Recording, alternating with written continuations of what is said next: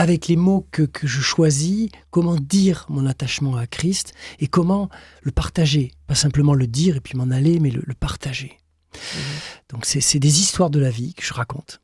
Et ça touche parce que l'histoire de la vie, ça peut correspondre à quelqu'un qui vit la même chose.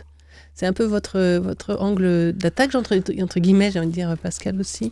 Dire le quotidien et puis les choses qui vous touchent. Oui, complètement, être témoin.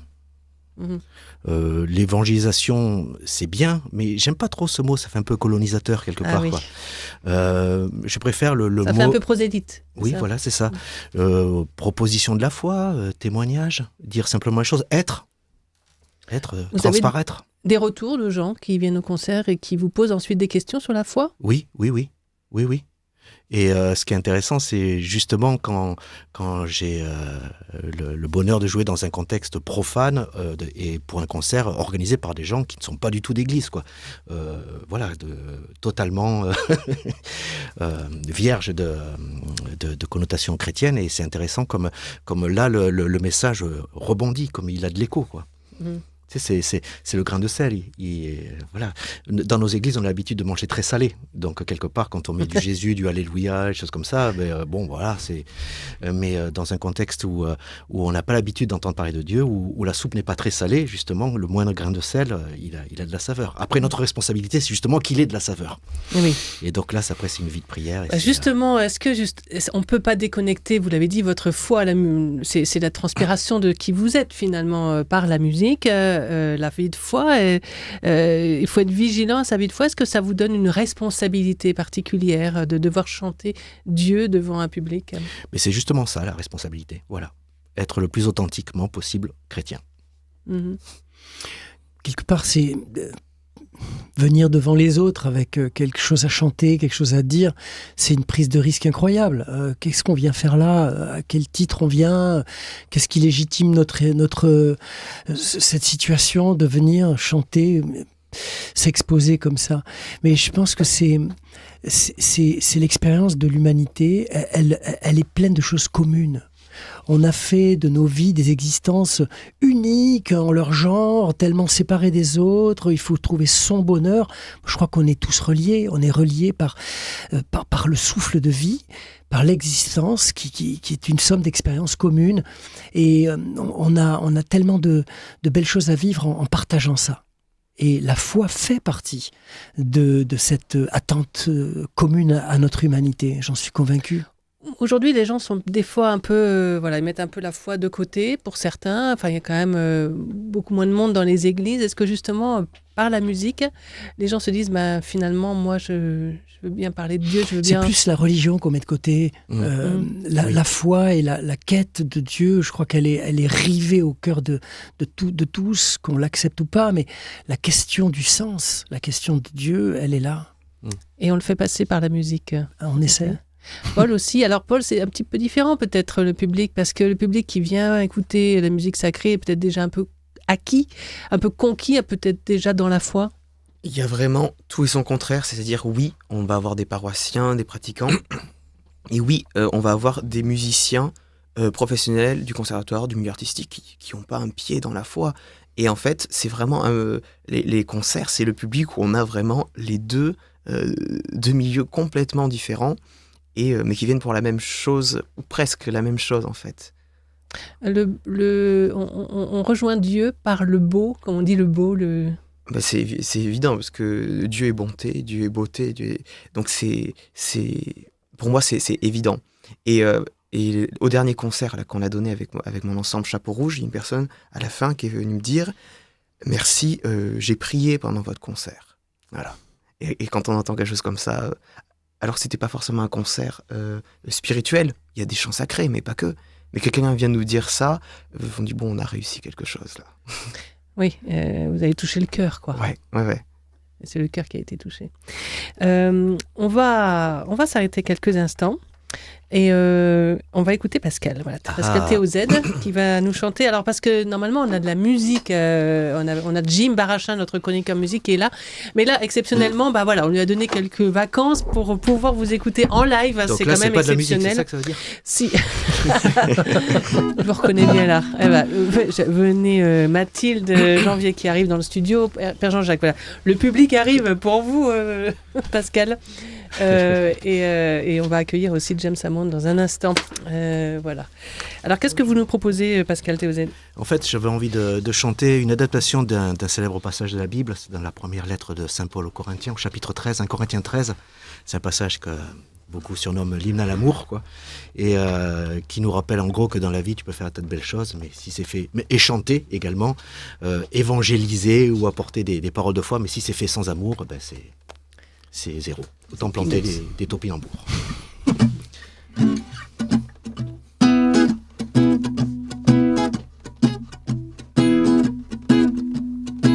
Je peux parler la langue des anges, si ce n'est pas l'amour, aller à l'office chaque dimanche,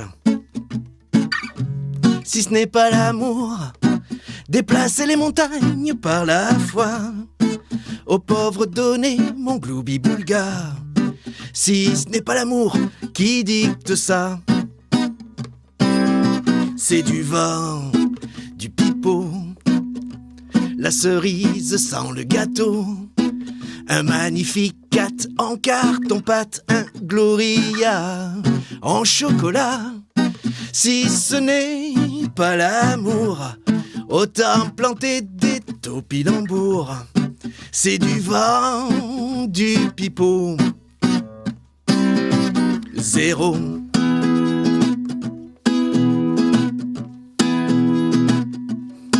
Je peux chanter la grandeur de Dieu, alléluia, ouh, si ce n'est pas l'amour, enseigner les mystères des anges et des cieux. Si ce n'est pas l'amour, partir en mission sur Jupiter, évangéliser les petits hommes verts. Si ce n'est pas l'amour qui est derrière,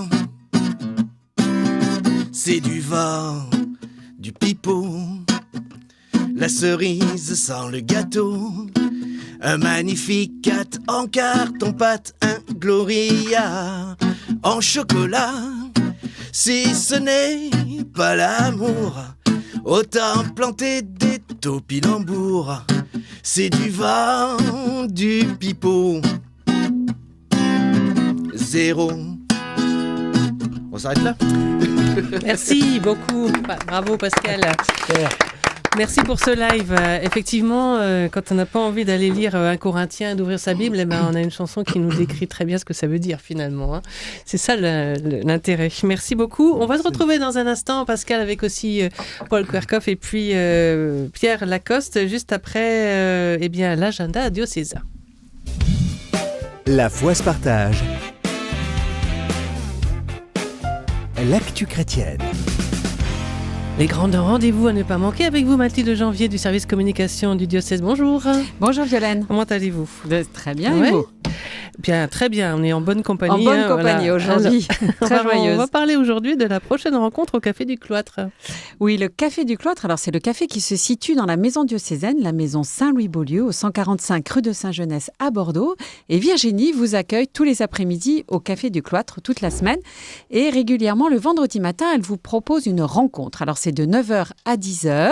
C'est l'occasion de venir prendre un café aussi. Voilà, vous pouvez petit déjeuner tout en écoutant en fait une conférencière. Et donc le vendredi 22 novembre à 9h, vous pourrez entendre Adèle de Lorgeril qui parlera de comment réussir à s'affirmer tout en se respectant. Alors elle est coach certifiée et formatrice à l'Énéagramme, donc l'entrée est libre bien sûr, et suite à son intervention, vous avez surtout un temps d'échange en fait avec elle, et vous pouvez rester en fait si vous le souhaitez prolonger la matinée au Café du Cloître. Donc 22 novembre à 9h, 145 rue de Saint-Genès à Bordeaux. Bien, une veillée diocésaine également de prière pour la vie. Oui, alors traditionnellement, tous les ans, en fait, la pastorale des familles organise une veillée pour la vie.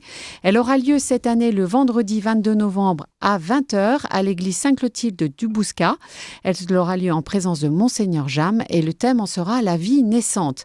Donc c'est l'occasion en fait de vivre un temps de louange, d'écoute de la parole de Dieu et aussi d'entendre des témoignages. Alors cette veillée de prière se prolongera par un temps d'adoration, un temps de réconciliation et aussi un temps où vous pourrez vivre la prière des frères.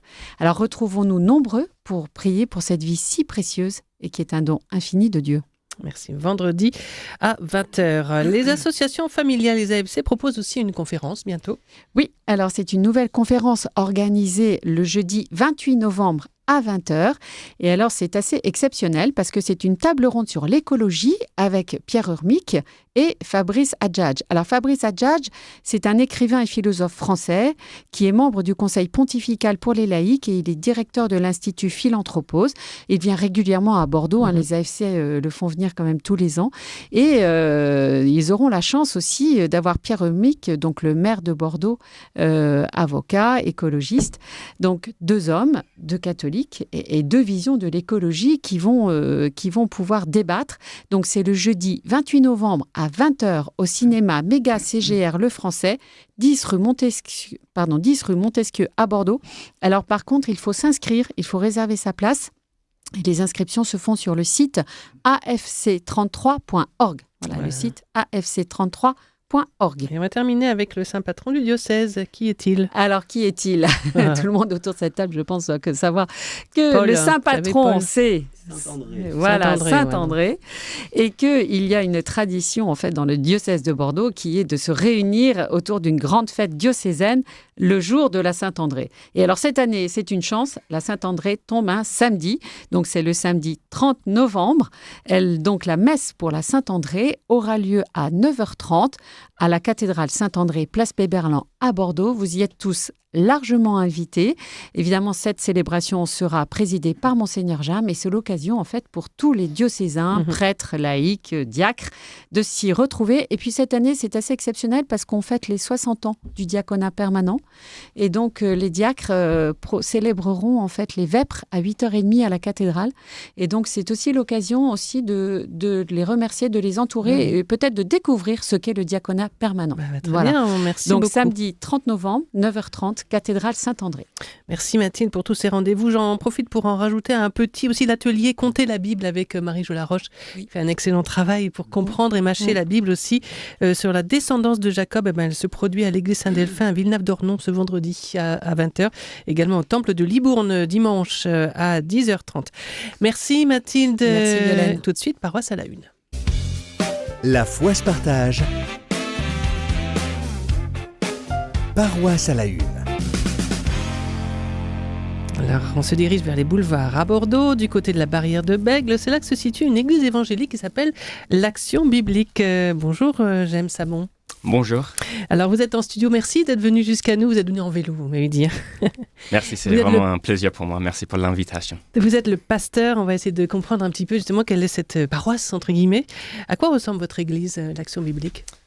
Nous sommes une église comme une famille. On est très variés.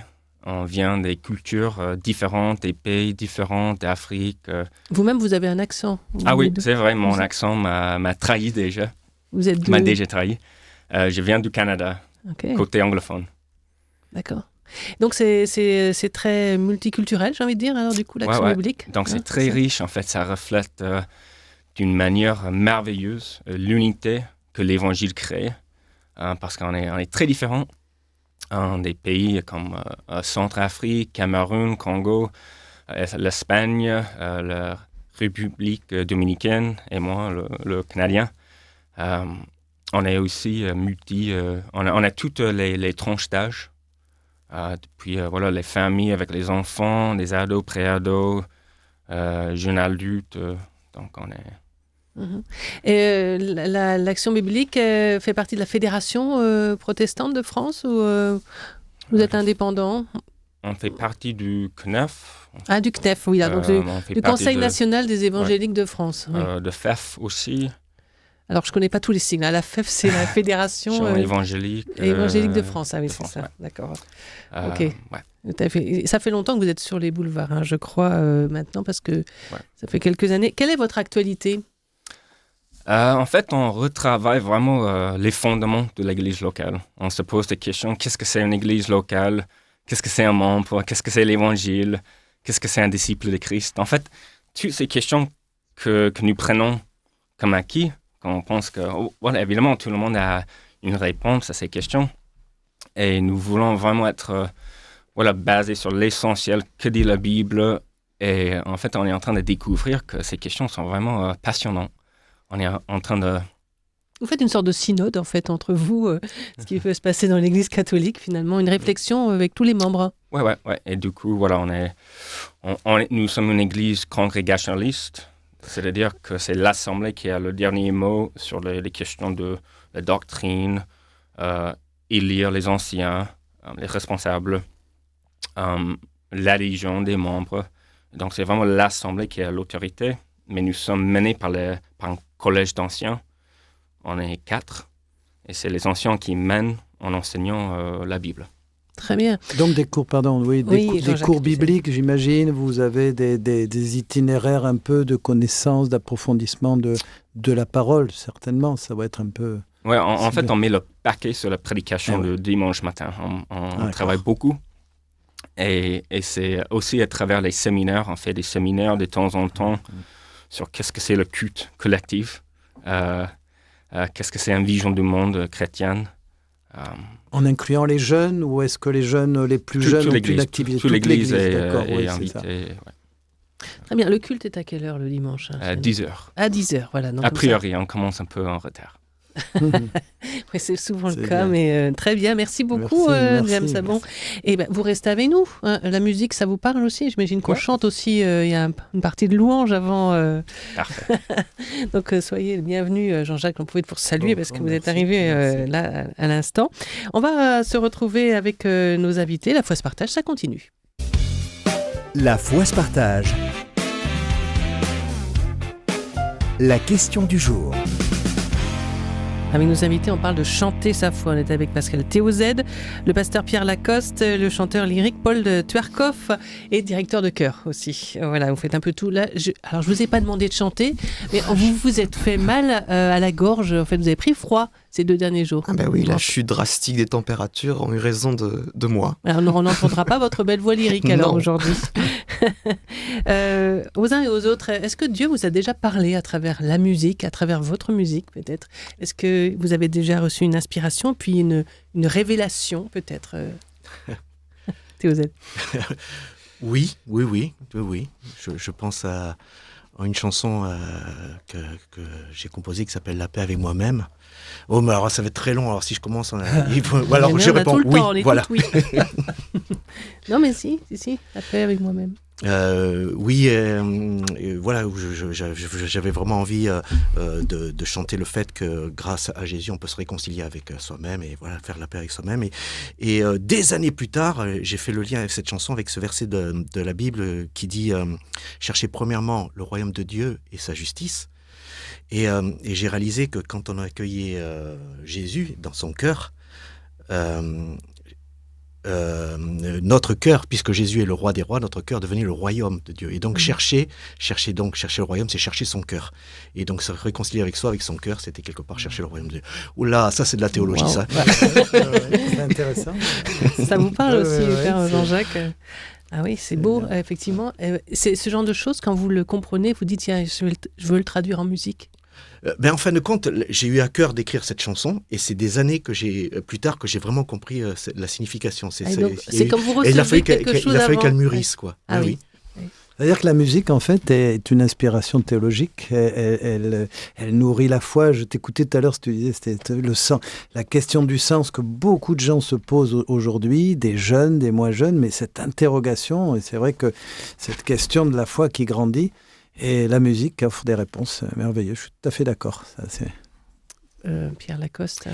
Je sais pas, moi j'étais tout jeune homme quand j'ai eu besoin d'écrire cette première chanson, la toute première, qui était une traduction de mon Jésus. Parce que finalement, il y a Jésus, le Jésus de tout le monde, mais il y a aussi le Jésus personnel. Comment il est, quel visage il a, quelles paroles qu'il a prononcées nous rejoignent plus que d'autres paroles. On a tous son Jésus. Hein. Et j'aime beaucoup cette dimension très, très subjective aussi de la foi. Pas seulement communautaire, objective, valable pour tous, de la même manière. Avec, j'aime aussi, et j'ai donc écrit ce Jésus, mon Jésus, une petite chanson qui, c'est pas celle que je vais vous chanter, mais qui a été ma toute première compromission artistique. Et en fait, le fait d'avoir compris cette distinction entre le Jésus universel qui s'adresse à tous et mon Jésus, parce que finalement il s'adresse à moi personnellement, en fait vous le partagez et il y a quelque chose comme ça que voilà, vous donnez un peu de vous-même et de votre foi en quelque sorte. Oui, c'est vraiment une exposition de son intimité.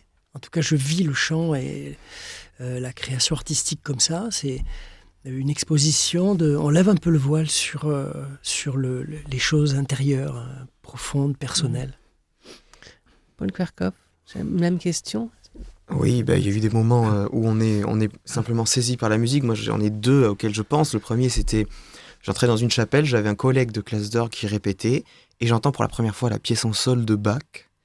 Là, je ne sais pas ce qui se passe, mais j'ai eu envie de me mettre à genoux et j'ai prié. Et c'était puissant, et j'étais complètement attrapé par ce que j'entendais, et voilà.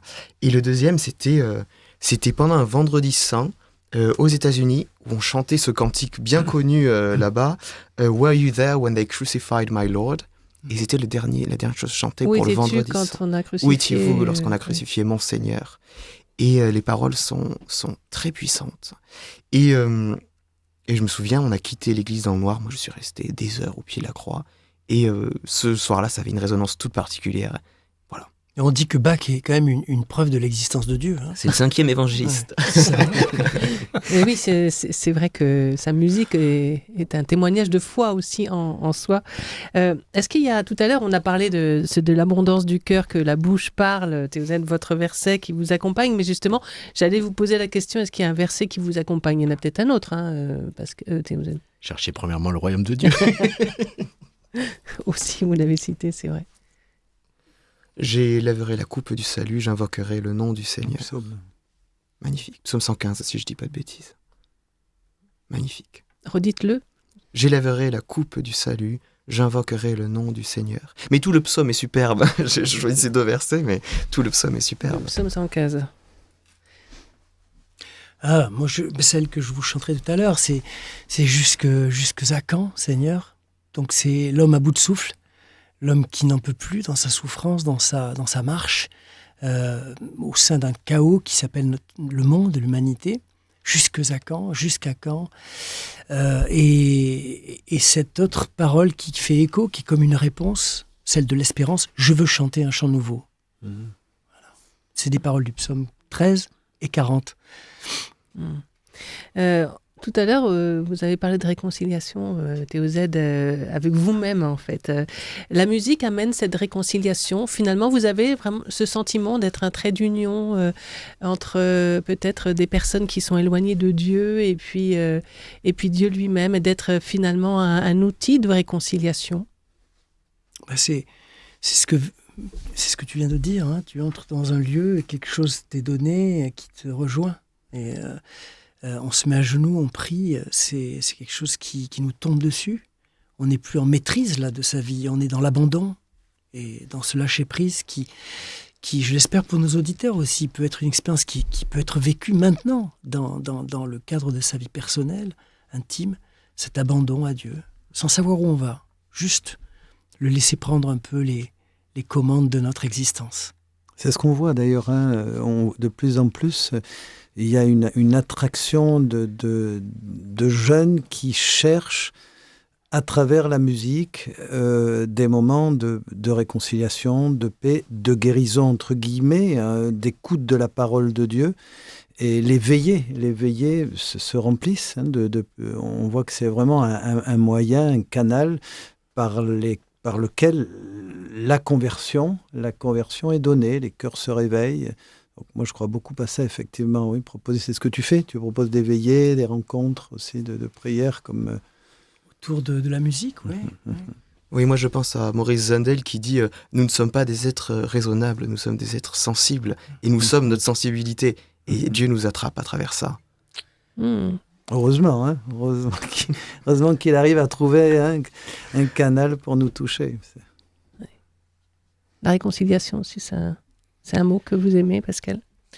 C'est amusant parce que je me suis rappelé qu'un jour, une dame, c'est une religieuse, m'a dit « Toi, Pascal, tu es un chanteur du parvis. » Et ça m'a fait tilt. Elle m'a dit « T'es attaché à l'église, mais en fin de compte, tu as le regard dehors et tu es un peu comme une passerelle. Quoi. » Et je crois que quelque part, c'est un peu ce qu'on est. On est un peu des chanteurs du parvis. Quoi. On est près de la porte et pour dire aux gens « Venez, rentrez. » Une belle image, effectivement. Merci beaucoup. Alors, comme on parle musique, d'ailleurs, j'en profite pour annoncer un prochain concert de soutien à RCF. On ne peut pas manquer de le dire quand même. Dans le cadre du Radio Don, la semaine prochaine, ce sera avec vous d'ailleurs, Pierre Lacoste, et votre groupe Au Blues. 4 voix, 2 guitaristes, un percussionniste, une formation vocale dépouillée pour transmettre justement l'espérance. Et c'est le vendredi 22 novembre au château Kirwan à Cantenac dans le Médoc. 3e grand cru classé quand même et qui offre la dégustation. Donc il faut en profiter. L'inscription, c'est sur Hello Asso, donc vendredi prochain. Et donc c'est vous qui allez généreusement animer cette soirée avec Au Blues, Pascal, Pierre, merci beaucoup. Et là, du coup, on va vous entendre en live aussi. Qu'est-ce que vous avez choisi de nous proposer? C'est ce que j'ai introduit ça tout à l'heure en parlant du psaume 13 et du psaume 40 qui chantent cet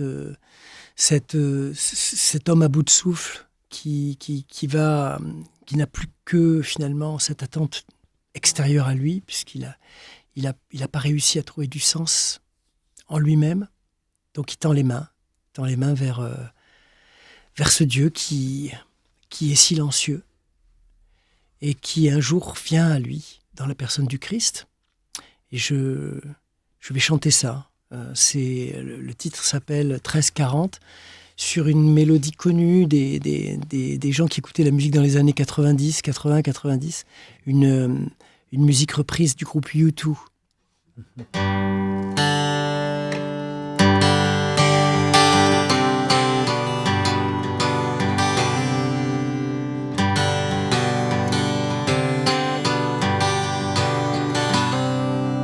J'ai tant attendu dans le noir la promesse du matin, dans les abysses du désespoir, un signe de ta main. Je veux chanter un chant nouveau, je veux chanter un chant nouveau.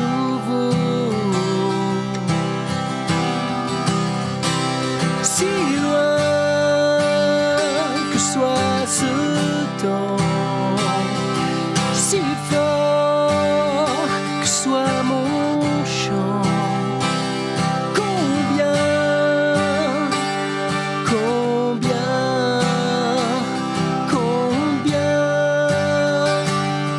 temps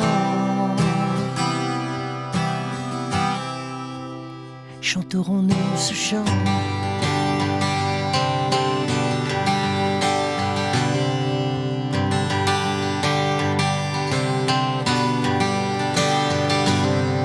Il a posé mon pied sur le roc, il a affermi mon pas. Heureux l'homme qui marche avec toi. Je veux chanter un chant nouveau, je veux chanter un chant nouveau.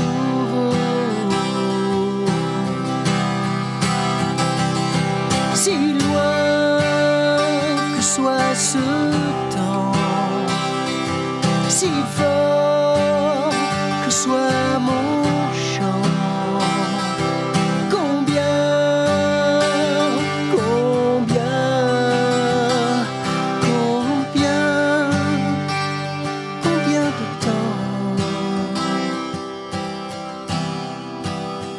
chanterons-nous ce chant?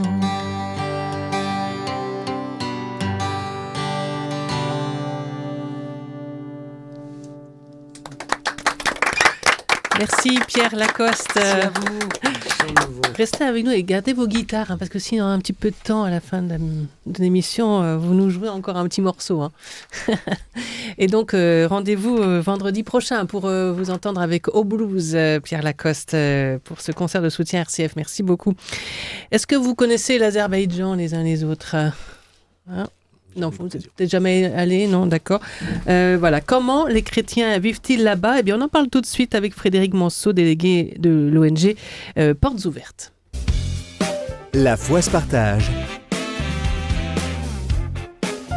L'actu chrétienne. Bonjour Frédéric Monceau. Bonjour Violaine. Voilà, nous allons dans le territoire du feu sacré, en fait, qui se traduit par Azerbaïdjan en perse. L'Azerbaïdjan qui est le théâtre de la COP29 qui se déroule donc actuellement et qui a fait parler de lui avec le Haut-Karabakh, zone que le pays a récupérée récemment lors d'un conflit avec l'Arménie.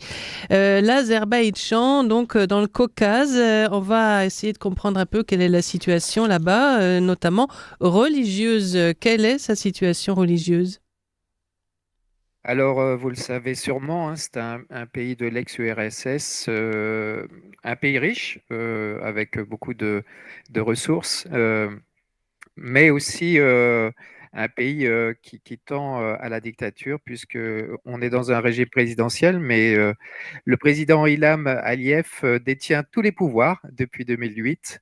Il a même allongé la durée du mandat, qui n'a plus de limite aujourd'hui. Et pour finir, son épouse est désormais vice-présidente. Donc voilà, on a toutes les caractéristiques d'une dictature, qui exerce un contrôle très serré, notamment sur les médias, les mouvements pour les droits de l'homme, les groupes religieux. Alors officiellement, le pays est laïque, et les religions sont tolérées, mais très surveillées, car l'État affirme qu'il doit lutter contre l'extrémisme religieux. De fait, les agents du gouvernement infiltrent les congrégations religieuses, ce qui fait que le niveau de surveillance, notamment des chrétiens, est extrêmement élevé. Et du coup, c'est quoi la religion dominante ?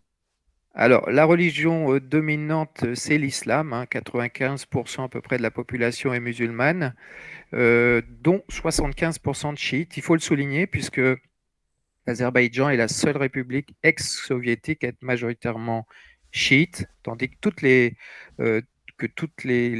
autres républiques ex-soviétiques sont plutôt sunnites. Alors, selon Portes Ouvertes, les chrétiens sont 248 000, ce qui fait à peu près 4% de la population. Et on peut ajouter à ça, dans les minorités, les juifs, les baïs et les yézidis. Dans les chrétiens, ce sont des orthodoxes plus majoritairement ou pas seulement ? Seulement, on a l'Église orthodoxe, bien sûr, mais on a aussi les catholiques, les protestants. Les différentes confessions, est-ce que, bon, vous avez dit un régime très très strict, du coup, est-ce que vous avez des échos on va dire de persécution, ou alors les choses se déroulent à peu près bien ? Non, parce que le christianisme est quand même assez mal perçu pour déjà des raisons historiques. Premièrement, à cause de l'impérialisme russe. Ensuite, il y a l'inimitié envers les Arméniens. Et puis aussi toujours une méfiance vis-à-vis de l'Occident qui est associée au christianisme. Alors, le gouvernement utilise quand même un large panel de tactiques pour étouffer toutes les oppositions. La première qu'on pourrait citer, c'est des complications administratives. Depuis 1991, toutes les églises ont dû se faire enregistrer 6 fois, avec à chaque fois des conditions plus restrictives. Il faut désormais au moins 50 membres pour espérer enregistrer son église. Donc clairement, c'est un processus qui permet au régime de réduire progressivement le nombre de congrégations. Je vous donne un exemple, hein, l'Union baptiste est ainsi passée de 10 églises en 1992 à une seule depuis 2015. Aussi, on peut noter la délation, hein, ça c'est assez typique des ex-républiques soviétiques. Les églises sont très surveillées, les responsables d'église sont régulièrement invités pour des conversations entre guillemets au commissariat. Donc c'est des pratiques qui entretiennent une atmosphère de méfiance généralisée entre les chrétiens qui ne savent pas qui divulgue des informations aux autorités. On peut parler aussi de restrictions de littérature, puisque La production, l'importation et la distribution de littérature religieuse sont soumises au contrôle sévère de l'État. On parle aussi d'intimidation, puisque la peur est constante pour les chrétiens. Il y a des confiscations, des arrestations, des tortures. Alors, malheureusement, les diverses dénominations chrétiennes sont très divisées, collaborent peu. Ah oui. Vous parliez tout à l'heure de l'Église orthodoxe. Elle est peu inquiétée, mais elle a très peu de contact aussi avec la population. Et puis, pour finir, je parlerai aussi des persécutions familiales, parce que les Azéris sont considérés comme traditionnellement musulmans. Et donc, s'ils se convertissent au christianisme, ce qui est quand même le cas pour environ 10 000 d'entre eux, ils s'exposent à des pressions, voire à des violences de la part de leur famille et des amis et de leur communauté. Certains même sont séquestrés et battus. Donc, voilà, on invite, Portes Ouvertes invite les auditeurs à prier pour plus de liberté en Azerbaïdjan. Merci d'avoir nous avoir permis d'éclairer ce Zoom. Et la population chrétienne, la population donc protestante, évangéliste, catholique, est-ce qu'elle est est-ce que c'est une population d'émigrés comme souvent dans nos communautés, ou est-ce qu'elle est locale? Est-ce que ce sont particulièrement les gens du pays? Est-ce qu'elles viennent des frontières? Elles sont passées par les frontières. Parfois, on a un peu ce cas de figure de petites communautés, mais qui apportent aussi leur culture, qui se retrouvent en communauté, qui se soutiennent. Oui, effectivement, il y a de l'immigration de populations des pays voisins. Et oui, alors, les chrétiens, quand même, sont solidaires entre eux. Et on a eu de très bels exemples de soutien entre chrétiens d'Azerbaïdjan et, par exemple, de chrétiens arméniens. Parce que, bon, du fait de la guerre, on les a considérés comme des ennemis, mais au niveau des chrétiens, il y a de la solidarité et voilà, des réunions ensemble pour prier pour plus de paix dans cette région du monde. Merci beaucoup Frédéric Monceau, délégué régional de l'ONG Portes Ouvertes. Merci pour nous avoir éclairé sur la situation en Azerbaïdjan. À la semaine prochaine. Merci. La foi se partage. Question de foi. Et on vous retrouve, Père Jean-Jacques Dutène, pour comprendre, exercer notre foi. C'est avec vous cette chronique où les auditeurs peuvent aussi vous poser des questions, si vous le souhaitez. Et notamment, on en a une justement de Léonard. Léonard, sa question, quelle est la différence entre la virginité et la chasteté? Et puis deuxième question, quels sont les fruits de la chasteté dans la Bible? Oui, alors déjà, ce qui est intéressant, c'est que la chasteté, comme la virginité, comme l'état qui est choisi, traverse toute la parole de Dieu, puisqu'elle constitue le comportement, la manière de vivre, la manière de penser, et particulièrement l'Évangile, puisqu'elle nous ramène à ce que nous disions un petit peu tout à l'heure, là sur le plateau, à travers les chants, la musique, la contemplation du Christ, de Jésus, le regarder vivre, l'aimer, s'en laisser inspirer, c'est aussi reconnaître ce qu'il est.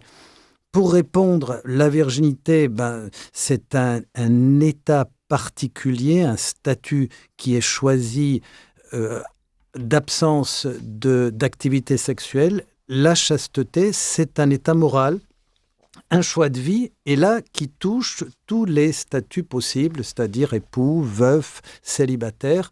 Elle touche notre comportement et elle est reliée directement, c'est vrai, comme la virginité, au Christ. On oriente toujours notre contemplation sur la parole, sur l'Évangile, sur le modèle évangélique. Et alors, quels sont les fruits? Parce que la Bible en parle de la chasteté.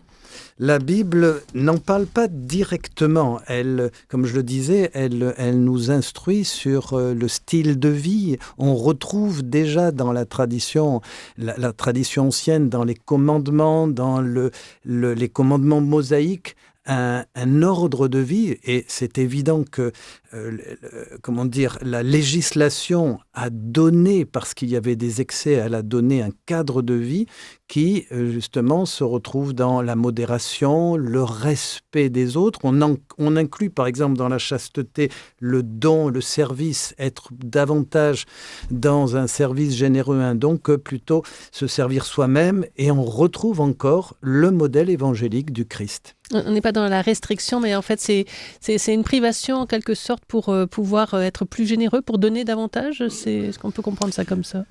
Oui, encore que le mot privation est toujours piégé. Donc, je dirais, c'est rebondir sur un style de vie, un choix personnel qui va donner une plus grande énergie, développer une générosité plus grande pour aimer. Et surtout, par exemple, Saint Paul va être celui qui va donner la théologie de l'esprit chaste, entre guillemets, et pour Saint Paul, ça sera la ligne de la sainteté de vie. Être chaste, donc on va dire 3 grandes catégories, développe la pureté du cœur, cette pureté intérieure, la justesse, la droiture, marcher honnêtement. J'ai relevé tout à l'heure ce passage de l'Évangile Romains 13, dans lequel il dit « marcher honnêtement comme en plein jour ».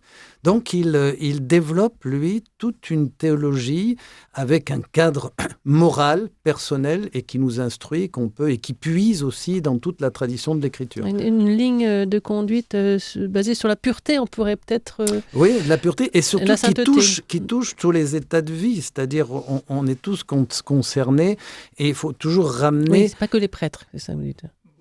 Alors, les prêtres, oui, dans le sens où l'Évangile nous parle d'une vie... D'ailleurs, la chasteté, le mot est repris chez saint Paul de modération.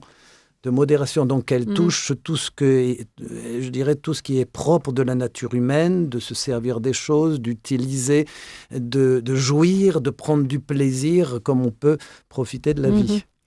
Pierre Lacoste, vous qui êtes pasteur, c'est un sujet que vous abordez des fois avec je pensais aux paroles de Paul, puisqu'on parle de ça, qui justement dit au couple, abstenez-vous un certain temps et puis ensuite retrouvez-vous.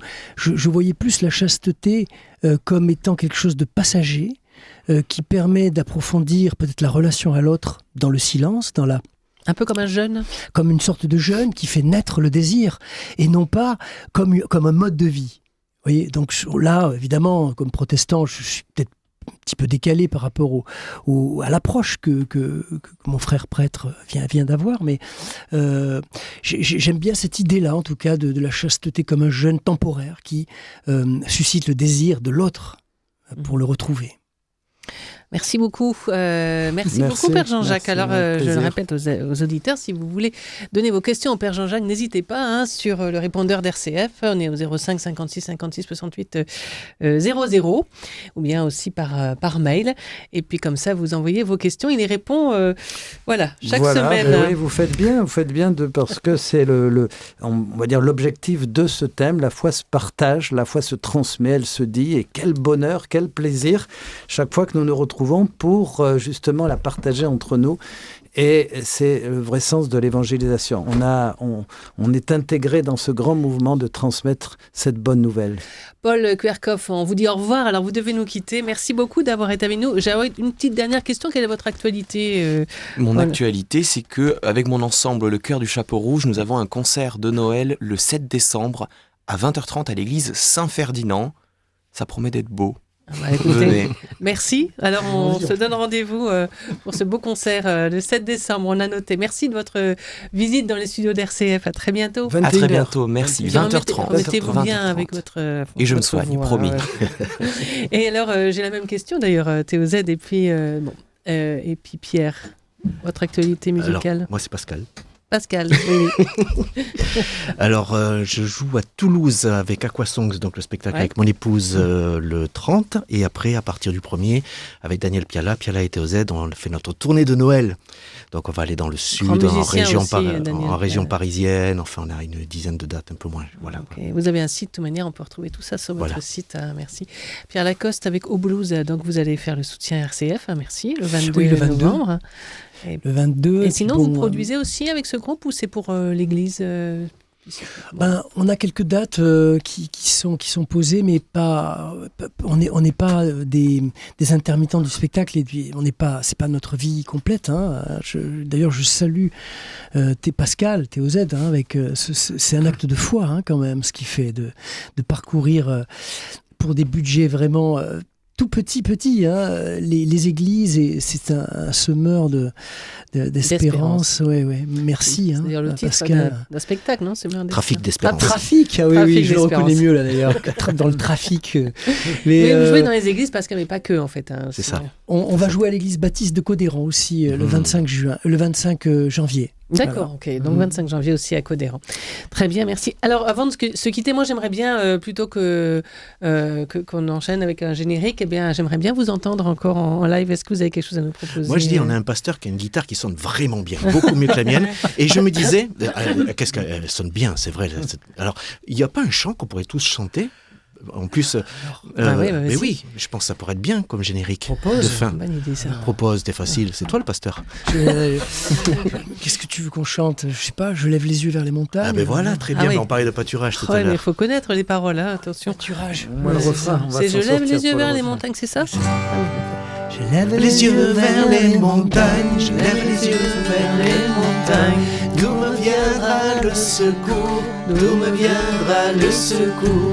Le secours me vient de Dieu, le secours me vient de Dieu, qui a fait la terre et les cieux, Qui a fait la terre et les cieux.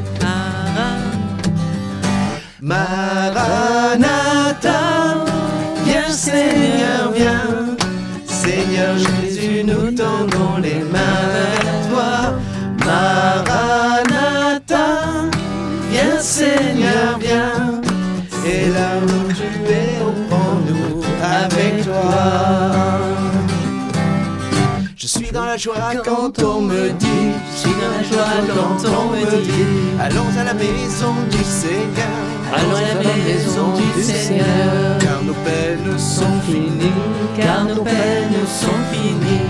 au grand jour de l'Éternel, Au grand jour de l'Éternel.